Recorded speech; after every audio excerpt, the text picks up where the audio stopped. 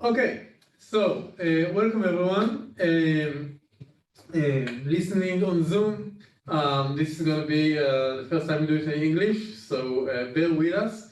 And sorry for the accent across the board. My name is Shaul Cohen. I lead the strategic finance data team in the management group. And I'm Bar, TL of the billing data team at Premium. And what we're going to spend the next hour and a half on is to understand collections. We want to align the entire data org on what is it, how we're looking at it. And what we'll talk about is basically what are our financial metrics and what we report. We're going to talk about collections, revenue, profitability, a little bit about profitability. We're going to understand where the money is coming from, and what are the types of collections we should understand.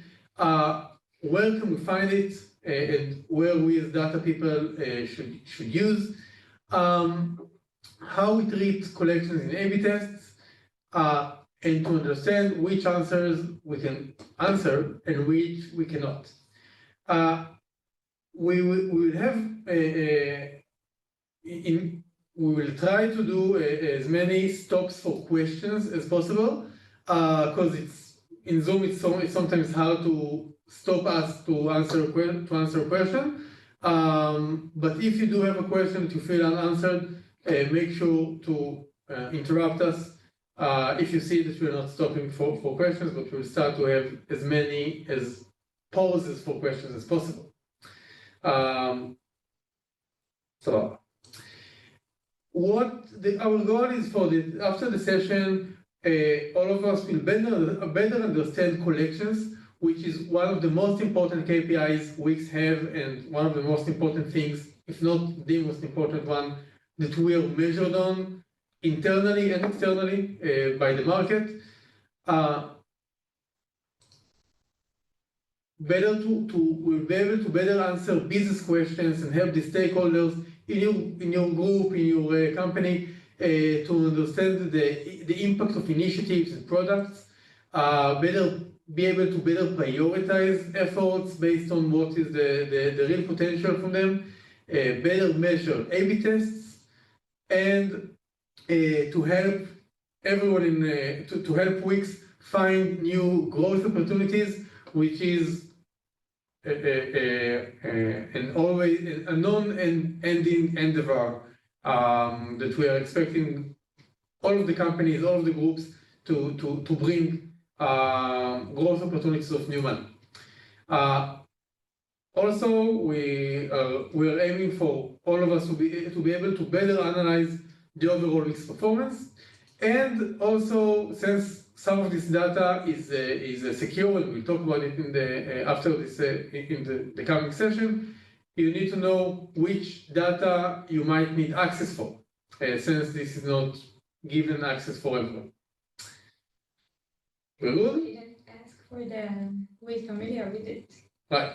So to start off, before diving into the data, in show of emojis or hands, how many people here know what collections are? How many people, great emojis, how many people ever used the collection data? Okay, quite a lot. And how many did like a deep down analysis or built a process about it? Like we thought. Okay, not as many, but still. So just to we're also acknowledging that some people know this data quite extensively, and some people only know it generally. So the goal here is to align everyone, and if you see that there is a super specific question that you might want to have a offline discussion about, and we're here for that as well. Okay, so what are the main financial KPIs Wix have? So Wix has collections, also called sometimes bookings, we'll talk about it, revenue and free cash flow. To start, collections is the cash we get from our users. So if a user, let's look on Leah, a Wix user, who paid us $240 for a yearly subscription, the minute Leah paid us, we get a collection of $240. Revenue, on the other hand, is the collection, but they are spread across the time that we provide the service. So if Leah paid $240 for a yearly subscription, every month we recognize $20 every month until which will be our revenue. So the revenue will be $20 in January, February, each month, and throughout the year it's going to be $240. Lastly, free cash flow is the cash we are left with in the end of the period after paying the direct cost of what it costs Wix to provide the service and all of the operational expenses, which is marketing, salaries, coffee, and everything that is needed to run the Wix operations. Any question? Super. If you have, I said we are talking about bookings. Sometimes collections is also referred to as bookings. This is not the company bookings. This is the financial KPIs bookings. So just to be alert for that. So bookings is the official KPI we report in our reports in the earnings. It used to be called collections. Now we call it bookings. Generally they are the same, but the only difference is that bookings also include the value of the B2B of the channel's commitments that haven't been paid yet. So, for instance, if a user pays Wix $240 for a subscription, it's both bookings and collections. If Wix is charging like a 3% fee for GPV, it's both bookings and collections. But if a channel like Vistaprint commits to buy $1 million of premiums for the next 12 months, it would be considered as bookings, but it won't be collections since they haven't paid the money yet. It's not like cash we got in the bank. But for all of our internal analysis purposes, unless you are working for the B2B team or for the channel team, for 99% of our analytical purposes, bookings and collections are the same. Okay? Great. So let's focus on collections. So to understand the high-level numbers of collections in Wix, collections are ramping up to over $1.8 billion that Wix is expected to generate in 2024, here in green. If we'll dive to our last full year in 2023, and to understand what this collection is made of, so in 2023, Wix made $1.6 billion, and roughly 69% of it is coming from premium packages, both new and renewals, and over 30% is non-premium package collections. Now, it's important to note that as time goes by, Wix is becoming more and more diverse. In 2015, the premium packages were 90% of our collections, and the rest was less than 10%. And now, non-premium packages are becoming increasingly important, and it's the fastest growing portion of our collections. What is it made of? Well, it includes a very significant part of Wix collections for payments, both Wix payments and other. We'll discuss in the next slides. Google Workspace or G Suite or Google Email, which is over 8% of our collections. Domain, Google Ads, Facebook Ads, Ascend, email marketing, and the rest of the new and ever-developing product suite that Wix have creates the additional collection streams that make for our non-premium package collections. Let's try to understand how the collections come to be for a specific user journey in Wix. So let's start and meet again Leah. She's a Wix user and an entrepreneur who built a yoga studio. So Leah joined Wix in 2022 and started building her yoga studio, a site for a yoga studio. A little after that, still in 2022, she purchased a yearly premium plan and received a voucher for a domain and claimed leahyogi.com with her voucher. A little after that, she purchased the mailbox, leah@leahyogi.com, started run a Google Ads campaign to bring traffic to her website, started generating online GTV where people paid for lessons using the website. In 2023, she transferred the website to a colleague named James. And then in 2023, the premium plan and the domain was renewed. The mailbox subscription was renewed. But alas, in 2024, James decided to go on a retreat, closed the business and turned auto renew off for all of the subscriptions, which brought the packages, both the mailbox, the premium, the domain, the Google Ads, to churn. Now, in this specific user journey, where are the parts that collections are being created? So this is what we're seeing here, that only some of the actions that the user do creates a collection. In many cases, the user will have many very significant actions, like starting building, like transfer, like auto renew off, but it won't create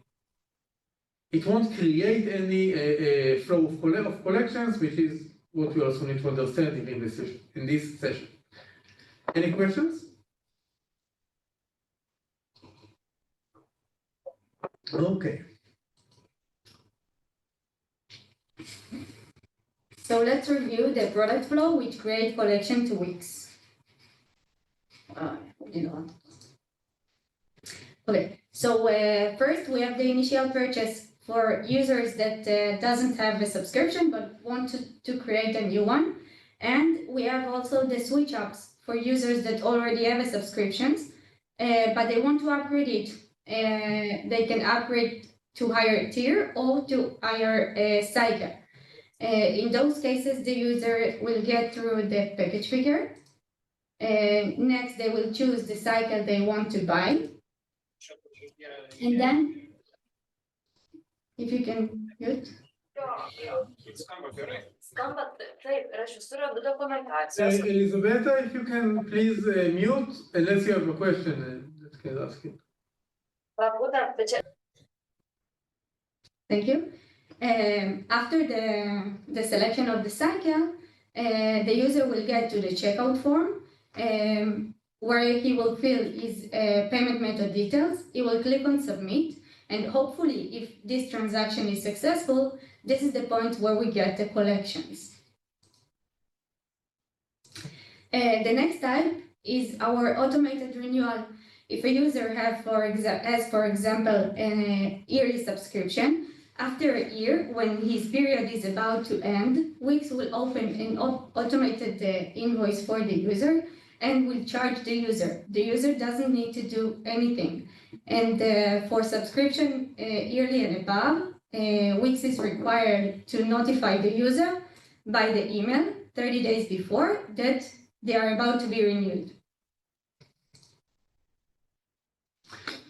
Now, another collection flow that we have is collection from GPV, from the payments.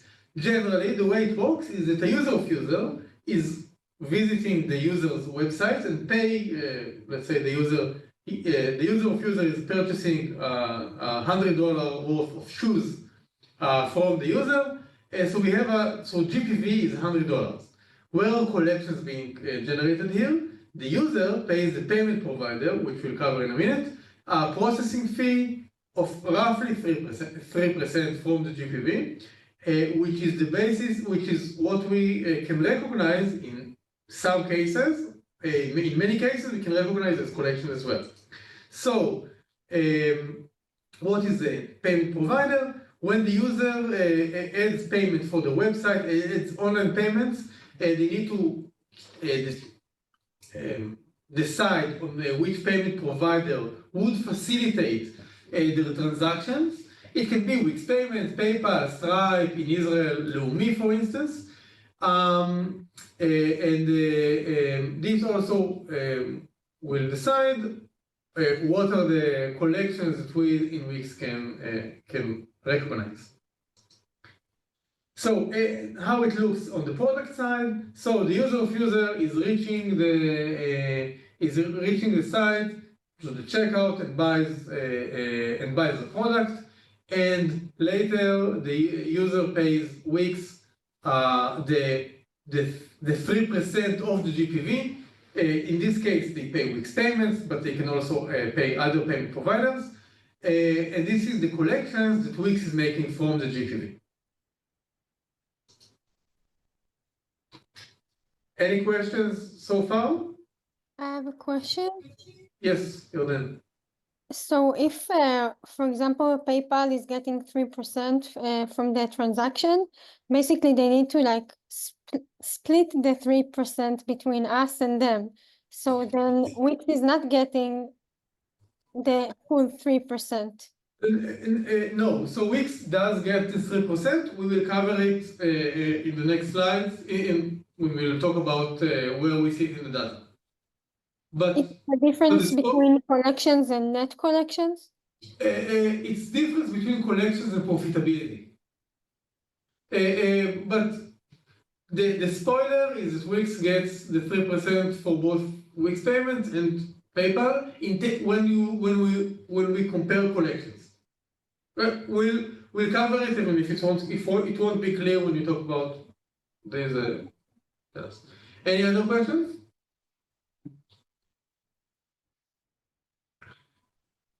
Great. We had a question in the chat about the B2B agreements.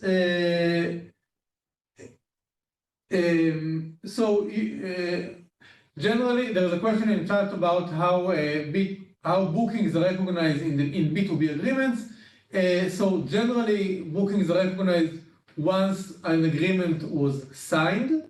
So if I have an agreement with Vistaprint for $1 million for the next 12 months, we recognize 12 months of bookings, and then Vistaprint or this channel actually like actualizes these premiums and collections like follow the bookings. This is specifically for B2B again. My question is, like, we had in targets, we had plans for Moneris B2B, right? Plan for collections. And my question is, like, now when we are fulfilling target and want to track how we did the target, should we recognize the revenue by like bookings, or should we recognize collections when they actually like pay? It's very specific. I think it will be best if we take it offline, because it's specifically about the Moneris deal. But generally, if there are B2B targets in your roadmap, then you should consult with us on how to look on it, because maybe like an agreement was signed, but it wasn't like fulfilled. For instance, if they didn't really brought the users that they thought they would. So it's we're looking on the roadmap side. It's important to distinguish. But again, this is only about B2B users. It's a good question. Okay, now how there's let's look, since we are all data people, let's look on how is one site's journey look in the data. So we're gonna look on Infinity CNC. It's one of our top merchants. Stores people love it. We all love it. They sell CNC machines, like מחרטות, I don't know the English term. They sell these things. And they are using, they have multiple websites and the packages. They have several domains. They use Wix payments, email marketing, etc., and more. And if we're looking on their data in one of the tables that we will discuss, and we will discuss this table in depth, this is just for illustration. So we are looking on, we are seeing the MSID is Onefinity's site. This is all the same MSID which we filter.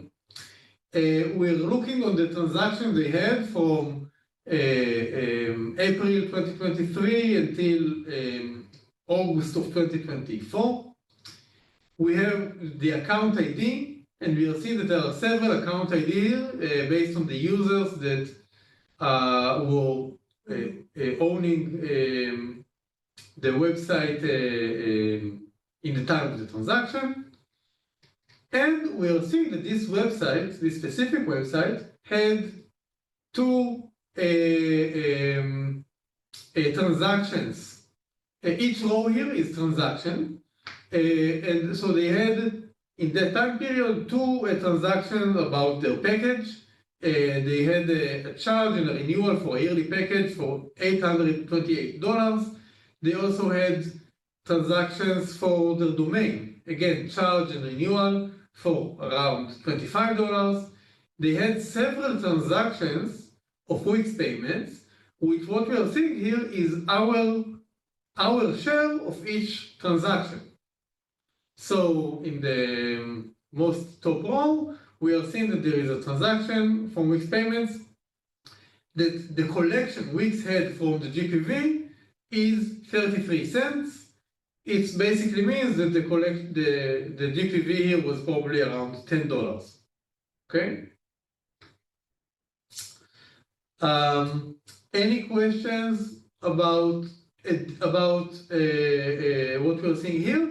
And we will dive into the table earning collection transactions in the next slide. So don't worry if not everything here makes sense yet. But are there any questions?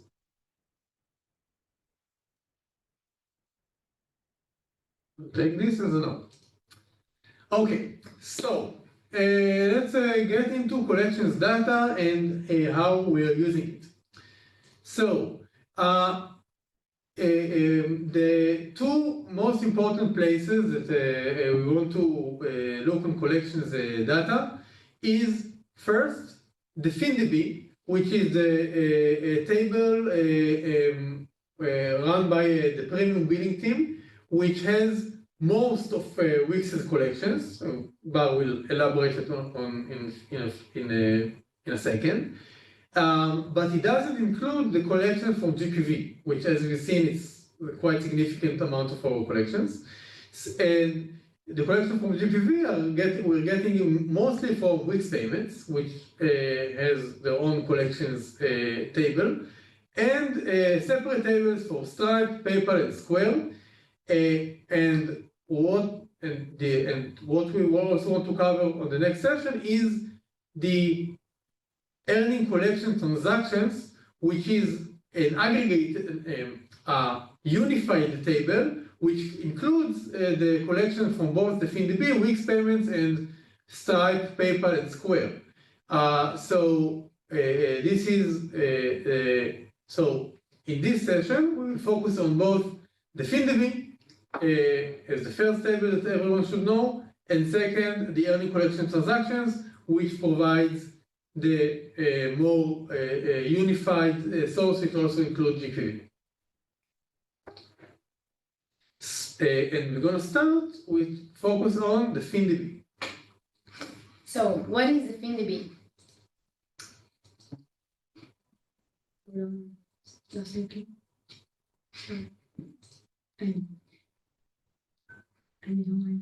Why there is a delay in the. Yeah. So the FinDB is the collection table that includes all the successful transactions that process via the SBS.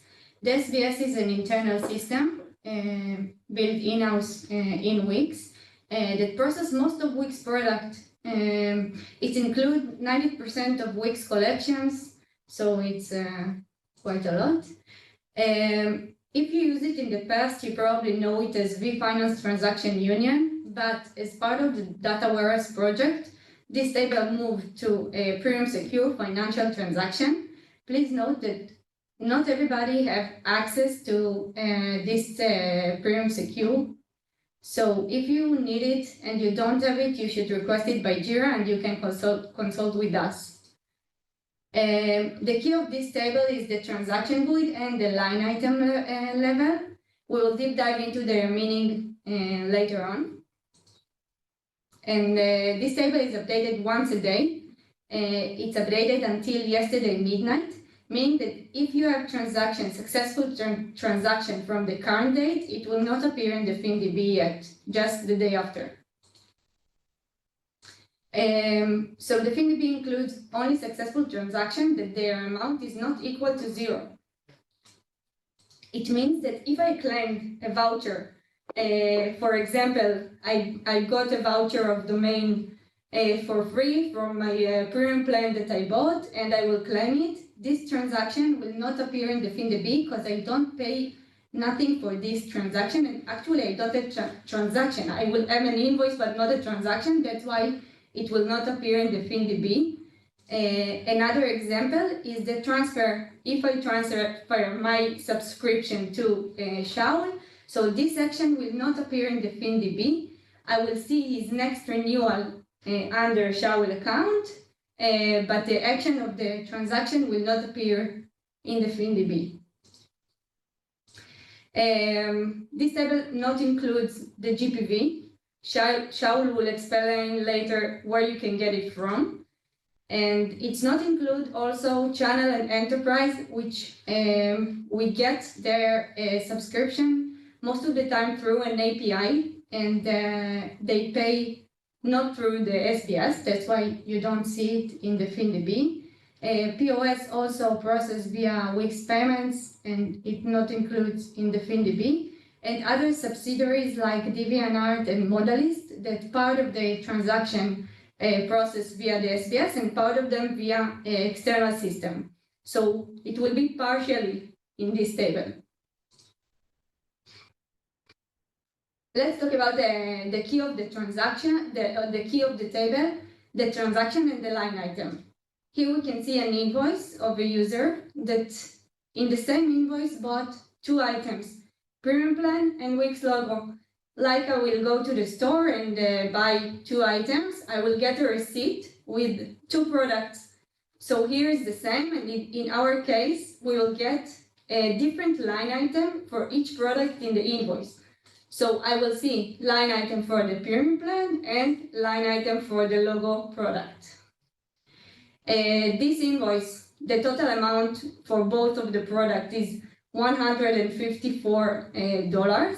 So I will have one transaction, positive transaction of $154 if the user will want to get a refund afterwards. So we will have another transaction GUID with negative amount of $154.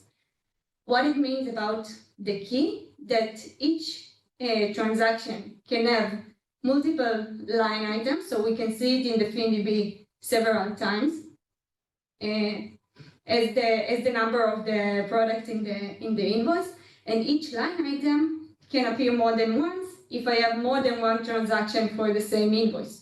So for the key, we should take both of them. Any question on this slide?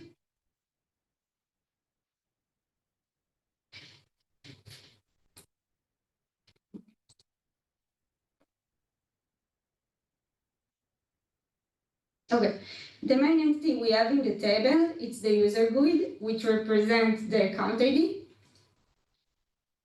If a user did a purchase, we will have a new invoice. An invoice can have several line items like we see before.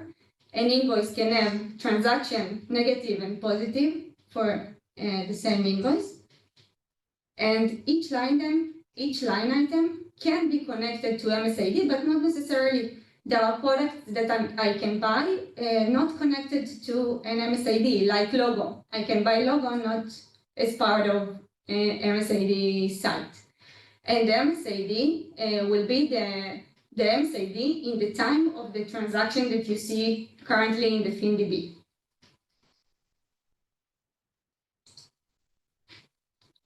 So we have many fields in this table, but we'll go through the most important and useful field, I think.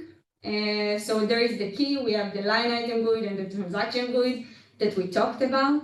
There are several fields of date, but the best practice and the field you will use the most is the transaction date created, which represents the date of the successful transaction of this invoice.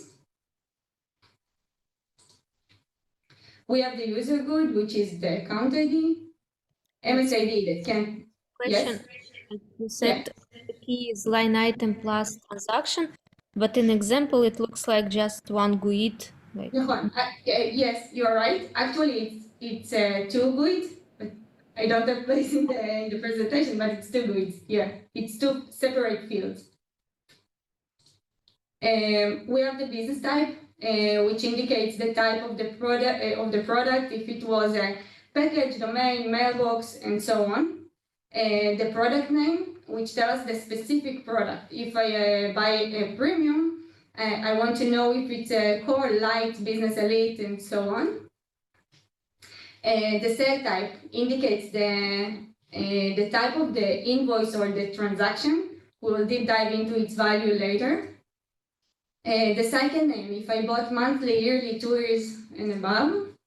Net USD for recognition, this is the field of the collection, the bottom line for weeks, according to which we calculate the collection. And according to the country, you will see two countries. We have the billing country name and country name. The best practice is, in most of the cases, you will use the billing country name. The meaning is the country that the user filled in the form of the checkout. So it's actually what the user reported to Wix, where he is from. The country name, it's the country that Wix paid tax for. So it will be less useful for you. Please note that the billing country name, it's not necessarily the IP that the user connected from. It can be different. You can see the checkout form, and here is the country field, and here the user reported where he is from. So the field cell type is, I think, one of the most important and useful fields that you will use in your analysis. It tells us the type of the invoice or transaction. Its value is the charge, meaning the first initial purchase of the users for new subscriptions. Like we said before, renewal, the automated renewal after the period is ended. Switch, if the user wants to upgrade from to higher tier or higher cycle. Refunds, if the user is not satisfied with the service and wants to get a refund, this is a negative transaction. We have another negative transaction, which is the chargeback. The difference between the refund and chargeback, that in refund, the user reach out to Wix and ask for the refund. In chargeback, the user reach out to the bank and ask, and actually said that he is not familiar with this transaction and he wants to get his money back. Wix has the right to dispute this chargeback and to say that this chargeback was not justified. And if Wix win this dispute, we will see the chargeback reversal and we will get the money back from the chargeback. Any question about the types we have in the cell type?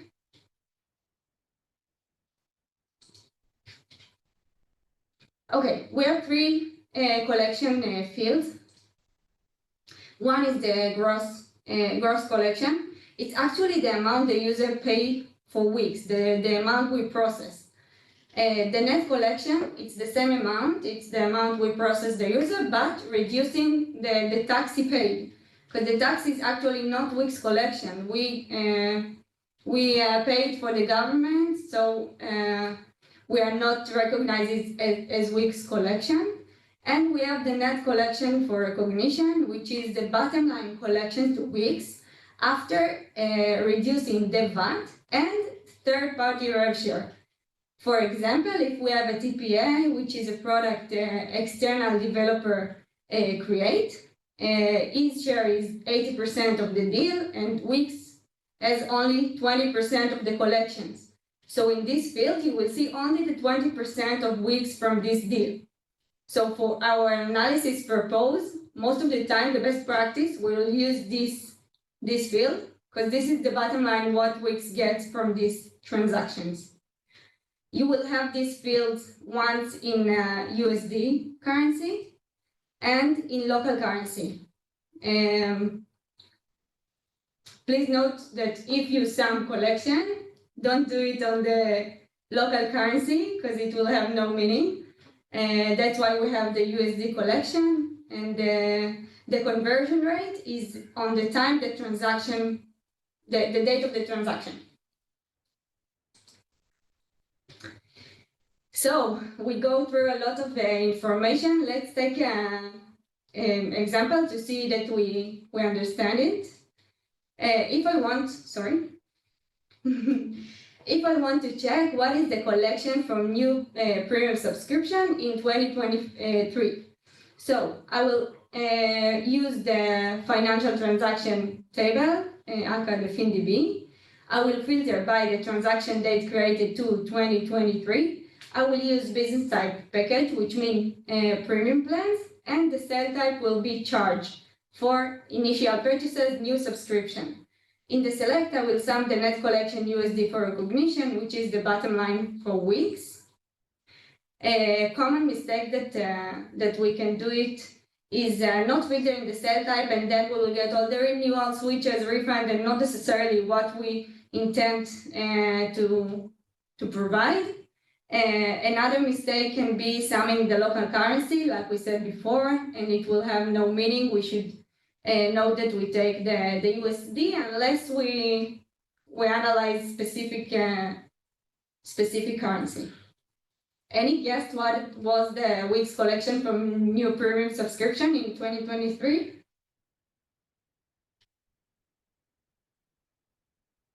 Do I get $10? 20?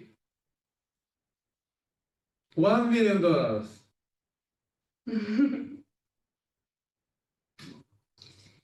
So Wix have $248 million from initial purchases in 2023 for premium plans. Let's take another example. What is the average collection per site or user with billing country US in 2023?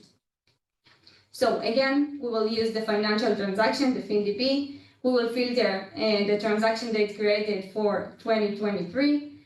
We will take billing country name US. And then in the select, we will count distinct MSID. Important to do the distinct because an MSID and a user can appear several times in the FinDB. So it's important to take the distinct site and user. The sum of the collection field, net collection USD for recognition, and then we can divide it once by MSID and then by the user ID, and we will get the answer. Common mistake in this kind of questions can be not to count distinct and then our number will be wrong. Another mistake is to calculate the ACPU for 1 month and then multiply by 12. Why will you get the wrong number? Because there are sites and users which have yearly subscription and above, and not necessarily in the month we take, they will have the charge for the subscription. Okay, is it clear? Can you say again, please? Yeah, if we will take the collection and the average ACPU for 1 month and then multiply by 12, we will not get the same number if we will take all the overall year and do the same average, because there are sites and MSID that have services with yearly and above. The cycle is yearly and above. If you look only on 1 month, not necessarily the charge of this subscription is on the month you look at. And then you will see a lower ACPV than you, ACPU or ACPS than you should see. Okay, Is it thanks. clear now? Yeah, it's more clear, yeah. Okay, so in 2023, we had 2.7 million sites from 2.5 million users with collections. Their collection was 774 millions. The ACPS was $285, and the ACPU was $309. Okay, so one thing that is not included in this calculation of ACPS and ACPU, who can tell me? GPV. GPV, thank you, Victor. So let's talk about collections from GPV. So just to remind us, Wix's GPV in 2023 was $10 billion. Out of it, 6.4 million was online GPV, which is GPV which is actually being transacted on our platform, and we can verify it. And 3.6 billion is in offline GPV, meaning that we have an indication for it, but we don't have a real way to verify and definitely not monetize. So since we are talking about monetization, let's look on online GPV, which is what we can, which is what we can monetize. So we're looking at this $6.4 billion, and if you recall, before we discussed about the payment providers. Now, this $6.4 billion is being facilitated by several main providers. Our main provider that facilitates GPV and our Wix payments, PayPal, Stripe, Square, and then we have a long tail of other payment providers who are smaller, and as we can see later, they are not very meaningful in terms of collections. So these four providers, Wix Payment, PayPal, Stripe, and Square, cover more than 90% of Wix's online GPV. Now, what are those payment providers? So Wix Payments is our in-house solution that allows our users to transact using our solution, and which we have since Q1 of 2018. PayPal is one of the biggest providers in the world. It's, by the way, it's both provider and payment method, because it's like you can use the payment method is PayPal. For instance, in Wix Payments is the provider, and the method will probably be credit card or Apple Pay. PayPal is both payment provider and payment method. We have PayPal a long time, but we're making money out of PayPal only from Q4 of 2020, which is meaningful for our collection analysis. Third one is Stripe, which we have, which we're making money of starting Q3 of 2019. And last but not least is Square, which we are getting a real collection from just from last April. So just from Q2 of 24. And this is our newest monetized or really monetized payment provider. The other payment providers we're basically not making almost any collections of.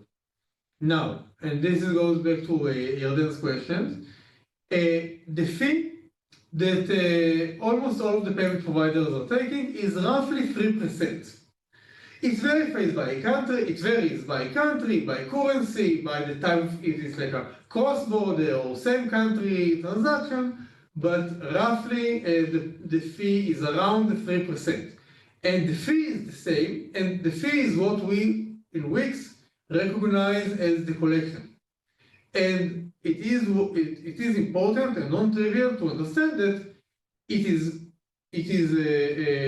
roughly 3% with Wix payments, and it's also roughly 3% with PayPal, Stripe, and Square. And on $100 of GPV, in those 4 cases, Wix payment, PayPal, Stripe, and Square, our collections would be roughly $3 in all of those providers. With other payment providers, the fee we will get is negligible. It's like fractions of percentages, and it's also not going to be shown in the data. So we're neglecting it from our analysis. Any questions on this? Yarden, did it answer your question from before? Yeah, I think so, yes. She's missing the profitability part. Yes. That we pay afterwards for Yes. PayPal. That's a good point. From the $3 of collections that we got on $100 of GPV, the difference between Wix payments and, let's say, PayPal is that from the $3 of collections that we got in both cases, with Wix payments we will have more after we pay the bank and all of the facilitators in the end. So the profitability in Wix, while collections are the same, and in some cases it's even higher with PayPal, the profitability is better with Wix payments, and obviously this is part of why we are also promoting Wix payments as the best solutions for our users. I can tell you why I asked it, because in the past few months we see an increasing share of Wix payments transactions over PayPal, but it's not reflected in the collections eventually. Like we don't see the collections from GPV increasing. Yes. So actually the explanation for it is that from the collection side, Wix payments and PayPal are very similar. And if anything, actually PayPal is a little, the feeder is a little higher.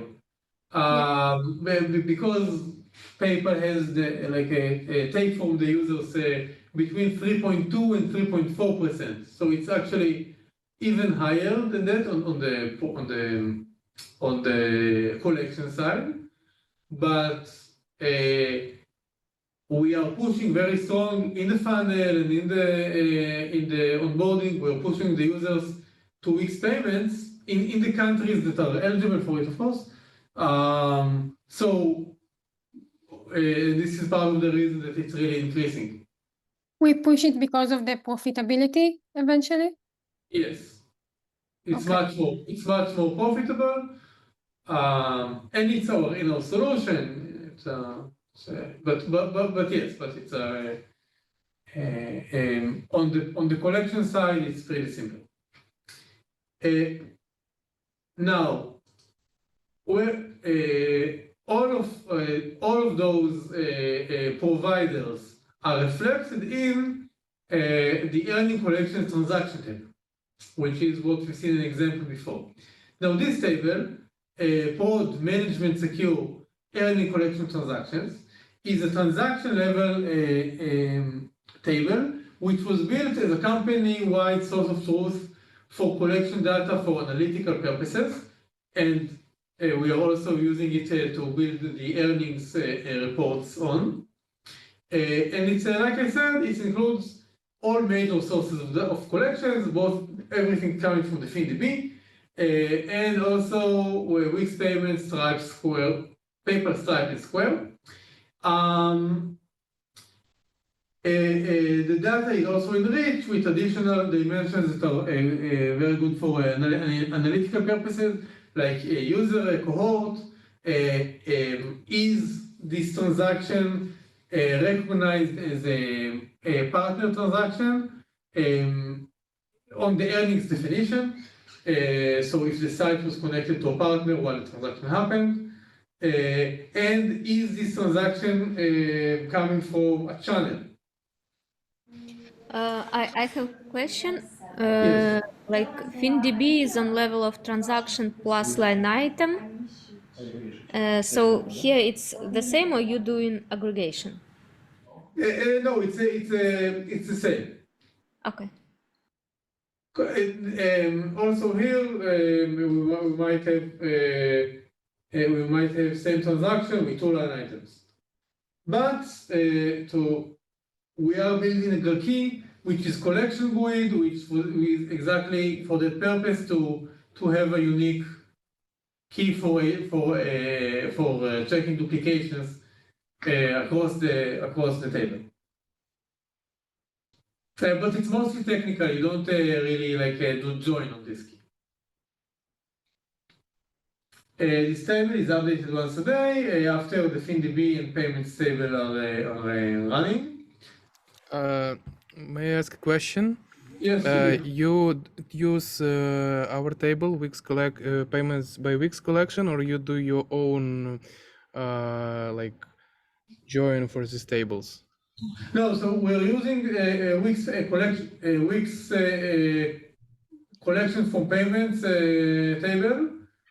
Like the one that has everything, meaning which is built by our process, right? It's built by your processes for Wix payments, and currently for the other for Stripe, PayPal, and Square, we're using the estimation. But why you use estimation if we have exact collections for PayPal and Stripe? And it's gonna be transparent for the users of this table, but we are planning to switch to your process for all of the providers, just for everyone's knowledge. In the past, we didn't have an API consolidation with those external providers, but after the work done by the payments team, we have so we had to use estimations, but now we have like transaction level data from those providers, so we will migrate to that I data. can say that in addition to that, like it has additional logic to clean up application fees and so on, plus actual collections. They include not only processing fee collection, which you estimate, but it also include a fixed rate fees, which are also we recognize as our revenue. So your estimations are not accurate at all. Our estimations also reflect the fixed fee plus the percentage fee. However, Yes, but for 5% of transaction we have, for example, it's from the recent research which we did. For Stripe, we have for 5% of transaction additional fee 1.5% for a fixed rate. It's the first one. We also have some cases when user has custom fees, which won't be covered at all, and additional fees like motor fees and so on, you also won't cover with estimation. I completely, I have no argument, and just for, again, we want, the goal is to reflect the most accurate data in the most transparent and easy way for everyone across weeks. And now that we have these tables, we will migrate, we will use those data, these tables that Ilya's team is managing as the source for paper, stripe, and square. Currently, it's being used by estimations that are very accurate, but they can become more accurate.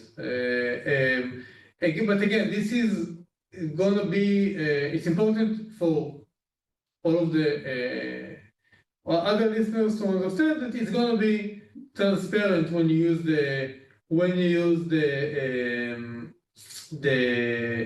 table.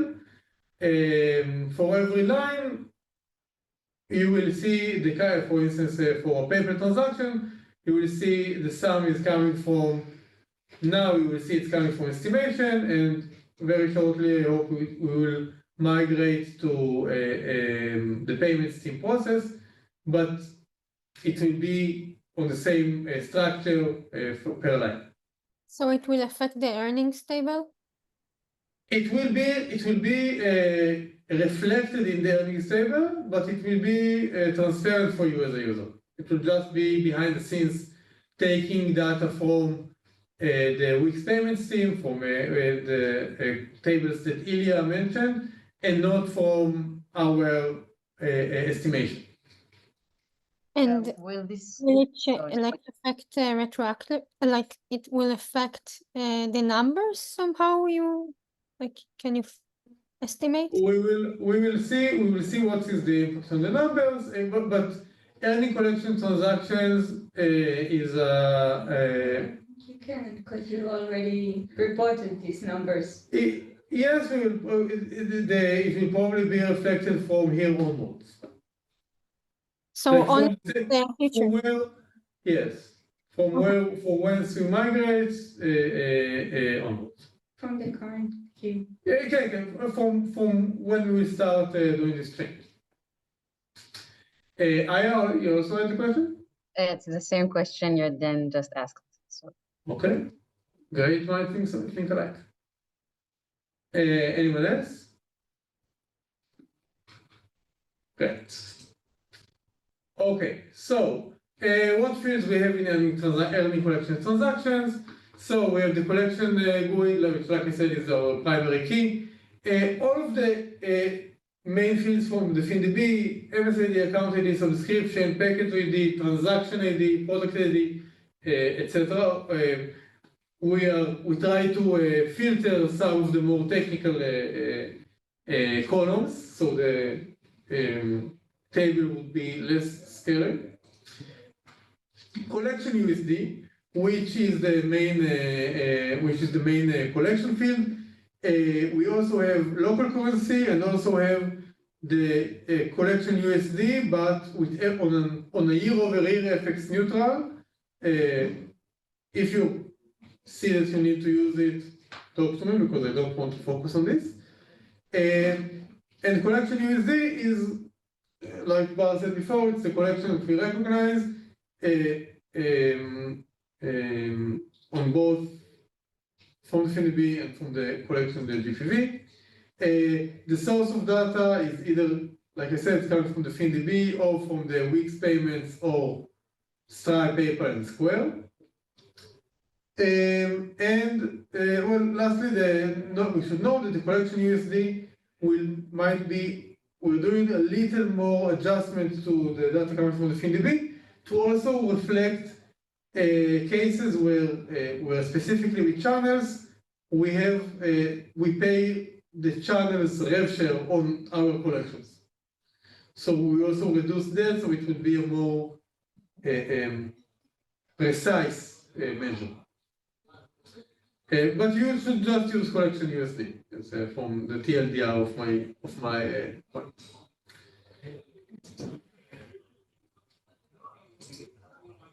Okay. On the early collection transaction, we have the sale types, and almost all of them are the same as what Bar presented. But no, that since we also have GPV, we also have a cell type equals null. I know it's not best practice, and we'll think about maybe change it, but it's a separate cell type for non-recurring sales, such as event fees or GPV. Any questions so far on any collection transactions before moving on?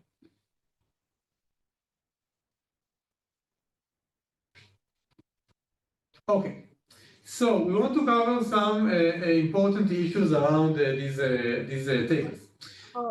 I have a question for GPV. Yes. Yeah, for GPV, you also have refunds, right? For GPV, we also have refunds, but in most cases, and Ilya, keep me honest here, once a refund is made, we don't refund the collections. So We do refund application fees.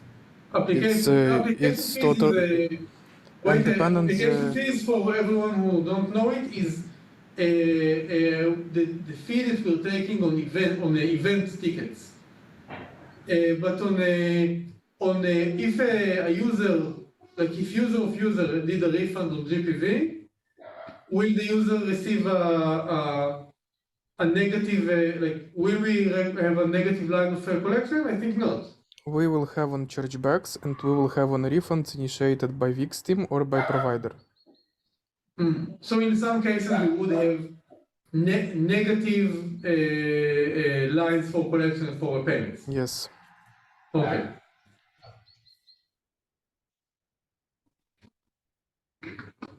So Yulia, did this answer your question? And thank you. But type anyway is null. For Yes, you won't be able to separate by cell type, but when you sum it, it will be, the מקוזז. Offset. Okay. Some important issues. So first, collections data is a sensitive data. Generally, it's like I said in the beginning, it's one of the most important, most sensitive KPIs Wix has when we report our quarterly and yearly results, and it's our responsibility as data org to keep it that way. Now, what you should do is, you should make sure that the people you are sharing the data with has permissions for the data and use common sense about it. Now, I will say that we will try as a guild to come with a more clear guidelines on who has permissions to what.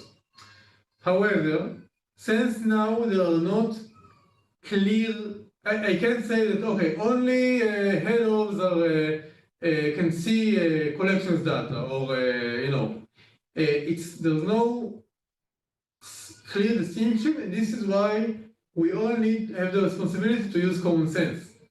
And specifically, think twice before we're sharing aggregated data, meaning that all of the collections of Wix with large audiences of data, with large audiences of employees within Wix. This is especially true with any source of data that we didn't report. So for instance, we have earnings coming in November, and we haven't reported Q3 data yet. So any report that you have that you can interpret what is the collection or the growth of Wix in Q3 is very, very, very sensitive, compared to, let's say, the data on 2023, which is not as sensitive since we already reported this entire year. So have this in mind, and you have to use common sense. Make sure that in the data you already publish in Tableau, in Power BI, in Google Sheets, doesn't include such sensitive data, and it's not or it's not restricted by the audience that you're sharing this. Like not with all of WixPress, for instance. Now, like I said, so don't make sure that you don't insert collections data to non-secure schemas or to non-secure tables. Make sure that you don't keep publicly accessible report with full Wix collections. And since in some cases that you do need to have reports on collections, use a filter to just have specific time frame or specific population or geo or business line, so it's more focused. Right, like because if you have to show the data on a brand maker just in the last month, so it's a lot safer to just to filter the data in the to begin with to filter the data and just show the collection of brand maker and not bring to Tableau, for instance, all of the collections data and have it accessible there. Does that make sense? I have a question. What is non-secure tables? What do you mean? Well, when the schema is, for instance, when the maybe engineers will correct me here, but when the schema has the word secure in it, I think it's secure. Like for instance, Financial security. yeah, like a premium have a prod.premium, which is a non-secure schema. It has I don't know, a premium plan subscription is on that schema is not secure. Anyone that has a Wix can access it. And they have a premium secure or management secure in my team, where only people with a specific access can access. But So if it is just, for example, stores collections, it's okay to insert them in non-secure table. So you need to this is the part where we have to use common sense, and specifically because the stores is very big in the portion, like stores ready websites, which is like almost more than 10% of our premiums and more percent of our collections. So stores ready website is very big. If we are talking, for instance, specifically about POS, then it's a smaller portion of the population. So all of stores collections, I would think you shouldn't keep on a non-secure table. But if it's like more specific use cases, then it's easier, and we can consult on case-by-case approach. We also need to make sure, of course, that we're not sharing any collection data with non-Wix employees. This goes, by the way, to all of Wix's KPIs that are not public. And like I said, it's not a clear cut. It's not we don't have we will work on it to provide a better guidelines on how to use this data. But for now, it's important that you will see yourself as we are the gatekeepers of this data within Wix, and we need to keep it that way. And in any case where you have doubt or question, consult with Bar, with me, with legal if necessary, and we will come up with a solution. Okay, any other questions? Okay, Collections on A/B test is another hard issue. So first we need to know that not all tests affect collections. Collections are relatively down the funnel, and not all tests affect it. Now, in cases where are collections in the test, it's very important to know how to analyze them. Collections are very vulnerable to the cycle split between monthly, yearly, 2 years, for instance, because of the very huge differences in ACPO or ACPP between those cycles. Very vulnerable to product split between different tiers of packages, sale, non-sale. It can have very high outliers, so and it also might be hard to show significance. So it's more complicated to analyze collections in A/B tests than, for instance, to analyze conversion or usage. And also there are many collections KPIs in the KPI bank. I think over 100. If you will search for collections in the KPI bank, you would see 120 different KPIs that has the word collection in them, and it's hard to know what to use. From different companies, from different sources. It's honestly, it's balagan. Now we're working on to create certified KPIs. We have some technical issues with creating them. Once we will have it, us and the data product team will update. Once we will have it, I think it will make the life easier to everyone. But until then, it's very important that everyone who are using KPI, don't just take them. Make sure that you read the KPI description and note which business type are included. Is it just packages or just packages and domain or everything? Is it what sales type are included? Is it just charge? Is it also include refunds? Is it also include renewals? And the cycle split. Or the group by cycles, because like I said, it's very meaningful to break down by cycle. And also here, you should make sure to consult with the A/B team, with it in the Slack of weeks of discussions, and of course with the premium team, my team, and also you can consult with. I will share the deck about the issues in collections in A/B test, which is a specific presentation done by Tal from the A/B team. Any questions on that?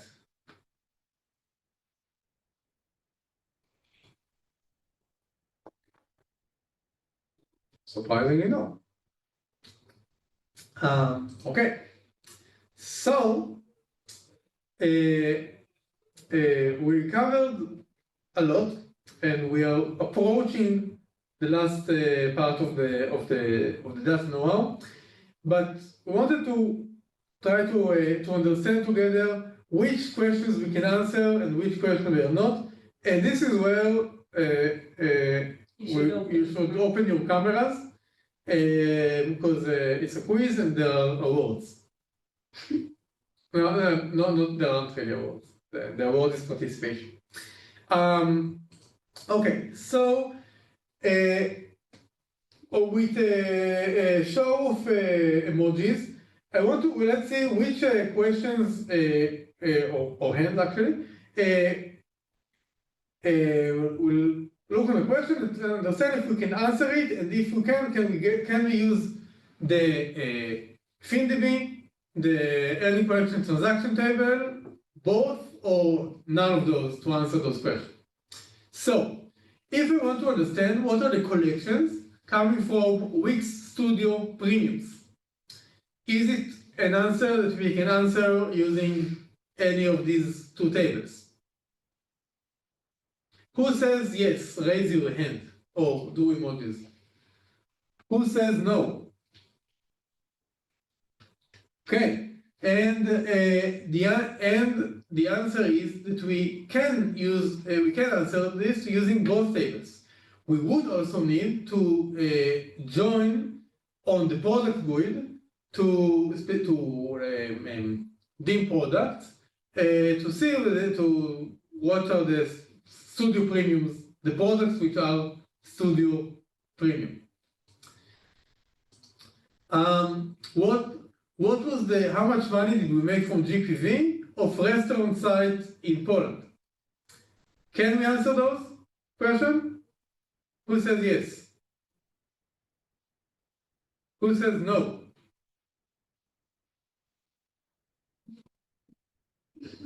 And for the people who said yes, can you use the FinDB for that?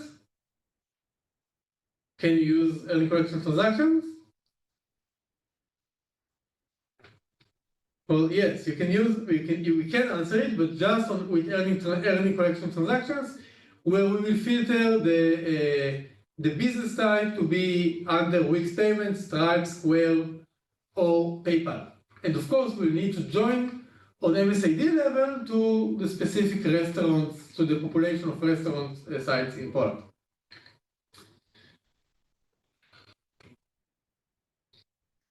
How many live premium subscription we have today?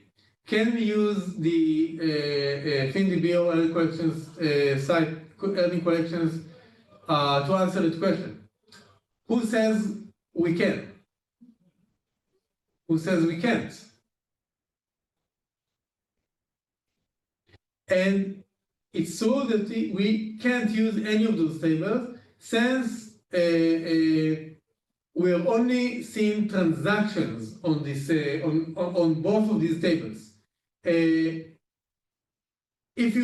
we need to see live premiums or any question around premium at all, we should use premium plan subscriptions because you can't see, for instance, packages that just had auto renew off. You can't see subscriptions that had a coupon, like 100% coupon, and in the transaction statement.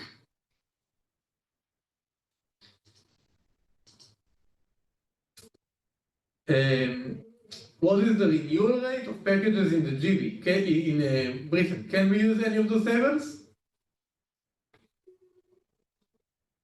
Well, here again, no, we can't use any of those questions, any of these tables, since we also here don't know which packages could have been renewed on a specific month for say. We only see the packages that did renew because we are only seeing the actual successful transactions. Any questions?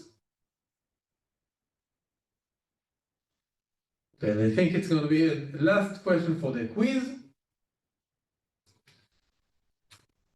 What are the collections from a specific partner account? Can I answer this question with those tables? Who says we can? Who says we can't? Who says maybe it's complicated? If you said yes, it's complicated, then you're right, because while you can see collections, any collection you can see, but in order to connect the collections to the partner level, you can't necessarily just use the account ID that you've seen in the FinDB or early collection transactions. In some cases, the account that we will see there in the tables would be, for instance, the account of the client, for example. If the client is the owner of the service, or if maybe the partner was just joined as contributor, or transferred the website to the client. So in order to get partner level data, you need to either use partner site level connection or to use tables of the partner team that says for every partner all the collections, but also obviously they aggregate to more than 100% of fixed collection. Was this clear?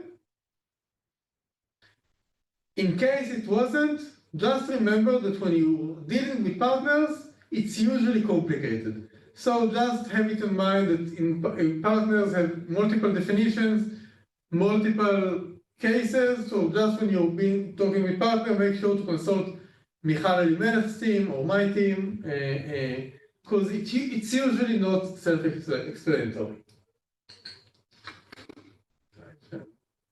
Okay. So, we're gonna skip 2 questions, but it's gonna be on the slide that we'll share with you, because we are getting close to wrapping up.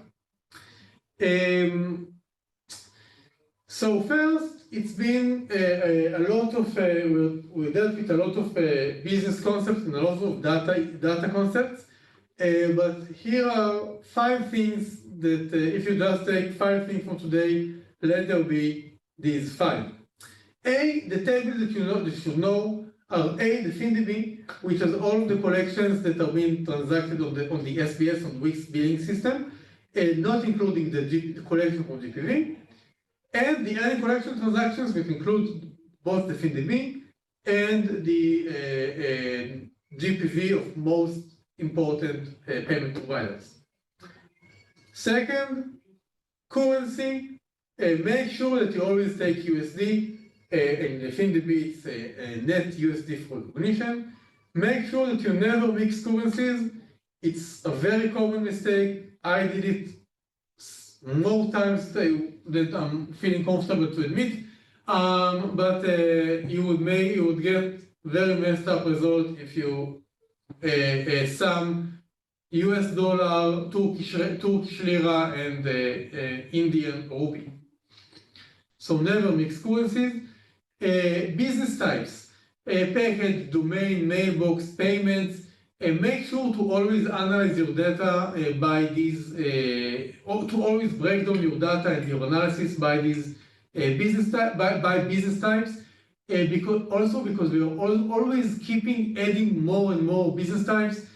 So for instance, if you're looking on growth, you might want to see if it's coming from a new business type, for instance, like Google Ads that we added last year.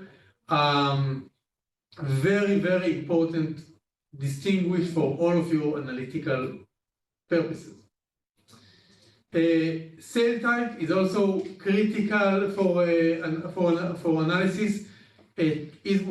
Are you looking on the charge or the renewal, switches, with refunds, without refunds, and which sale type best answer your business question? And lastly, always make sure that you're looking on cycle and the cycle split between monthly, yearly, 2 years, and 3 years. These are our main cycle splits. A cycle split has very significant impacts on analysis and also on A/B tests. So make sure that you also bring it, group by it, and analyze by it. And lastly,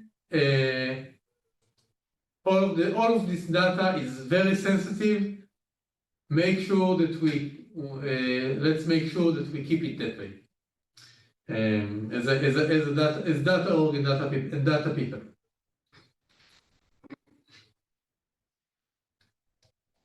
Any questions? Okay, so if you would have any more questions that are coming on this after these sessions, when you're working on the roadmap on your analytical projects or data processes, consult with us with Premium services BA in Slack. Talk to Bar, who's leading the data team. Liad Barak is leading the DE team in Premium. If you want to discuss about management, my team's data assets, management service, finance BI, talk to me, or Eden Bartov who's leading the ETL, and of course, with everything related to the payments, talk with payments, Andrew, Ilya, in the payments team. And if there are no other questions, then now it's everyone's job to go and get some more money for 2025, because this is where the data is, where the money is hidden. So, thank you very much, everyone. I hope this has been beneficial to you, and like I said, feel free to ask any question, Bar, myself, and if you have any more questions, we can stay for a few more minutes, and if not, have a great rest of your day. Thank you very much. Thank Thank you you. very Thank much. you. Thank you. Bye bye. Bye. Thank you.